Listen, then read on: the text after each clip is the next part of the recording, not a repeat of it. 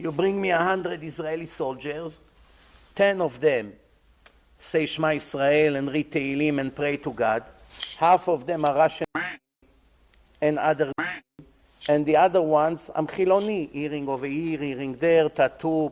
When they join the army, 20-30% of them are hate religion, hate rabbis, make fun against Hashem all day on the internet.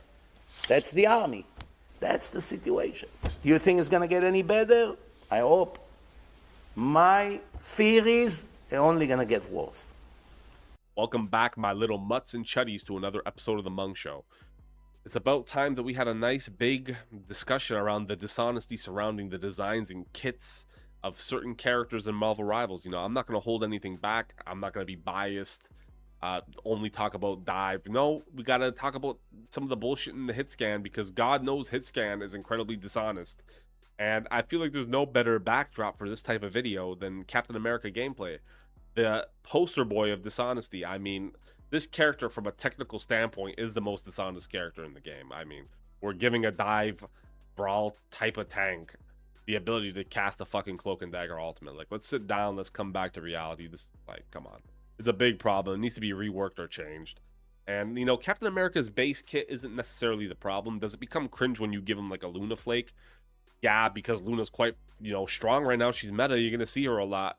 And when he's flaked, yeah, it's a bit of a problem. But I can let that all pass, man. I'm not really crying about his base kit. It's more the fact that he legit has a support ultimate as a fucking tank. That's a cardinal sin in game design for hero shooters. I think you should only keep support alts for the support class. NetEase, you know, have we not been, like, studying anything at all? Like, this is just unfun to play against. Look at how someone like Trust Me plays this shit. He's going to pop out. He's going to dive bomb the backline. He's going to either bait out every possible cooldown they have and distract them and causing your front line to get fucking obliterated. Or they're going to have to support all and they just get value off of that. And you're probably still going to have 2 Tranks because this is a game of Tranks.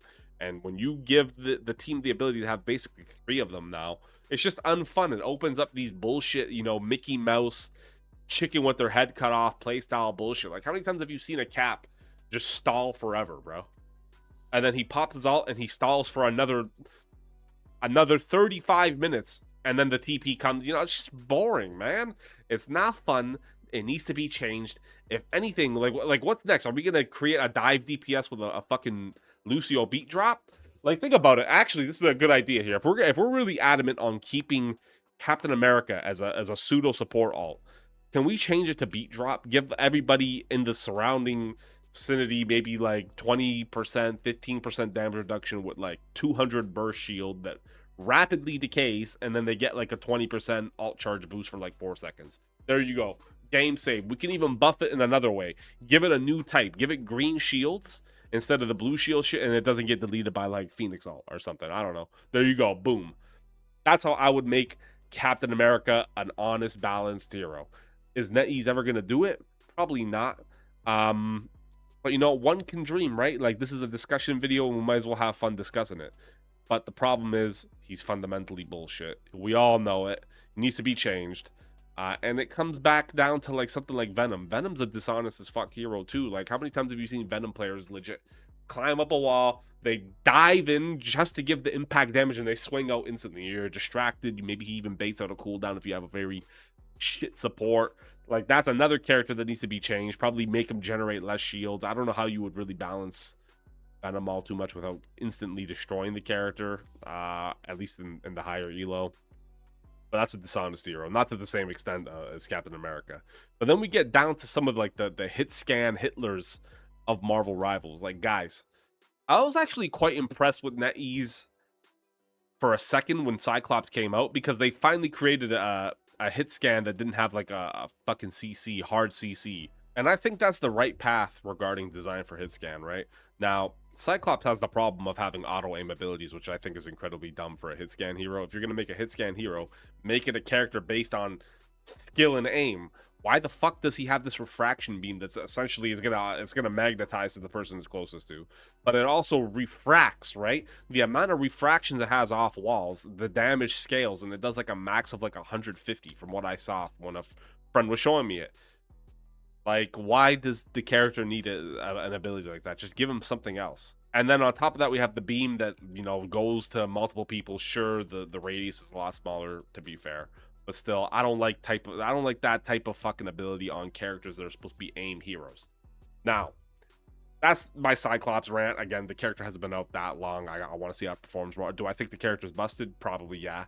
Does he need to be nerfed or tweaked in some areas? For sure. But characters like Phoenix have been busted for so long. The fact that they've made it through essentially with just micro nerfs this entire time. Like, yeah, they nerfed the damage on the character at range, but it's not enough, man. The character's still banned a lot, and it's going to remain that way. What I suggest they do is they just remove an ability from her, right? You can't have a character that has a fly, blink, self-heal, stun, and then that fucking ultimate. Like, let's compare Hela to Phoenix. I think Hela's actually in a very balanced state, and I'm perfectly fine if they never change the character again. And I think it's okay for Hela to have a stun. The way her kit is, she has bird, she has stun, she has her shitty ultimate. Hela ult's not good. Like, it's only threatening under specific scenarios where your team's completely gassed already. You're fucking, like, you got 3 dudes left on point. It's the last man standing holding, you know, the fucking cave at 300. That's the only time it's scary, and typically even then you'll survive. Phoenix ultimate is genuinely, like, next level compared to that. It does a lot. It removes buildables. It removes shield from cap ult, which is one of the few fucking counters for it. And it heals her fully, right? So it's a get out of jail card, and it might one-tap your team. Why does she deserve to have a stun in her kit? I think, personally, what would balance Phoenix is you either remove her blink, remove her flight, or remove the stun. I would love to see her without the stun. You know, if you're the king of the lobby and you could just, you know, 2-tap everybody or 3-tap everybody, depending on whatever range you're at, go for it, right? Earn that shit. You shouldn't be able to fucking just stun everybody too when they come close to you. Stun them out of alts. No. We don't get to do that, man. Phoenix has had this shit coming for a long time. I'm begging you, NetEase. Let's remove something from her kit. Hela is fine. Phoenix is busted. Cyclops is probably OP. But that's what we can do. We have to observe the Cyclops phenomenon right now. But what we have to come up to next now is fucking Star-Lord. Oh my god. Star-Lord is just such a fundamentally bullshit hero, bro. It's so unfun to play against. They nerfed the range on the gun, which was good. But let's be real. I have an ideal nerf for Star-Lord. People are going to call me crazy. They're going to throw tomatoes at me. But what I think they got to do for this hero is when he does a flip, he shouldn't be fully damage immune. Now, before you throw more tomatoes at me, I think if you just give him 50 or 60% damage reduction in the flip, it would be far more tolerable to play against this hero. Why the fuck does Star-Lord doing a flip make him immune to taking damage from fucking Magneto throwing Meteor M rock at him, bro? Meteor M. That shit's supposed to hit you like a truck, and the motherfucker doing a backflip takes no damage from it. Why? Like, the character can fly. Character has incredibly good mid-range capabilities. Close range, he's going to probably get a kill if he's good. The ultimate's incredibly cringe. Tons of fucking bullshit to that character, bro. I don't like it, man.